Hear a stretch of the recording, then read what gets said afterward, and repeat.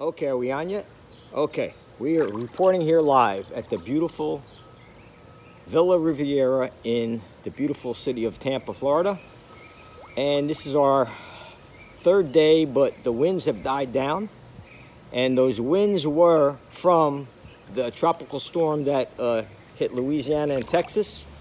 Its outer bands are so far reaching that it reached the Tampa Bay area.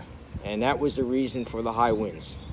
Advisory is still out for boating, so be careful.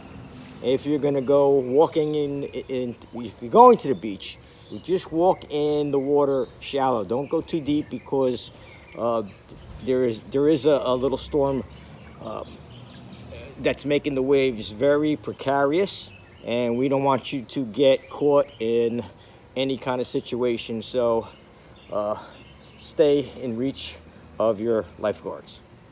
And all you boys and girls, I hope you're having fun.